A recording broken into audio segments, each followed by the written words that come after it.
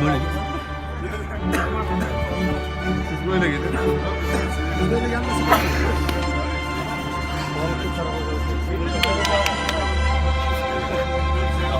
Ev sahibi takım bugün direkt olacak.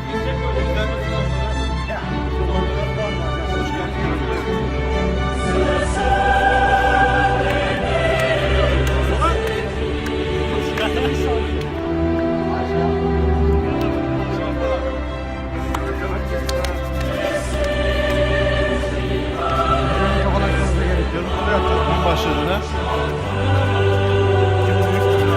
Fark etmez. Ben titreysem fark etmez. O da geldi. Siz başlıyorsunuz. Siz bu tarafa geçiyorsunuz. Başarılar diliyorum.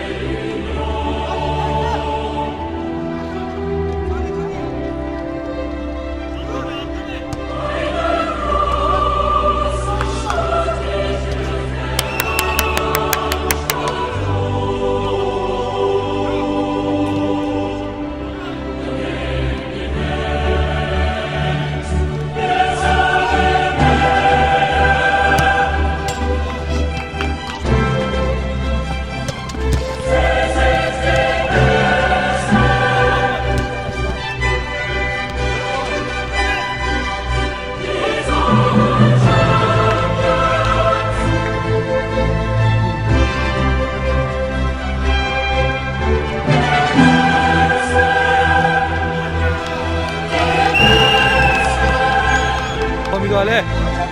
Gol olur. Bravo Naci amca.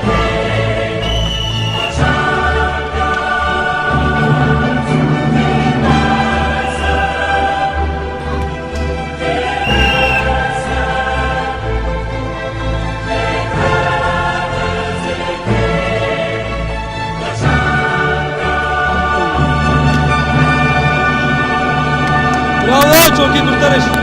Haftanın kurtarışı. Atarsın bu atar. Atarsın bu atar. Bravo. Bravo.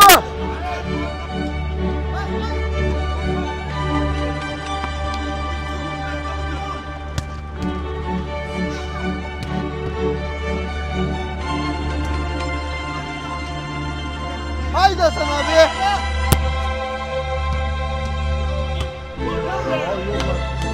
Çok tehlikeli bir pozisyondan sonuç alamadı. Yine golü kimle Enes ceza sahası Enes. Ceza sahası dışını çıkardı. Kimse yok. Bilmiyorum abi. Abi. Abi. Bir şut, mükemmel bir gol. Furkan Dağ'ın haftanın golü olabilecek bir gol geldi. Skor oldu 3-1. Furkan.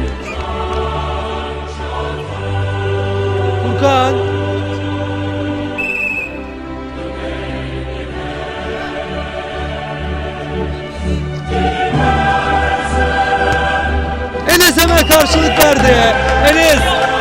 Enes. Gol sevinci.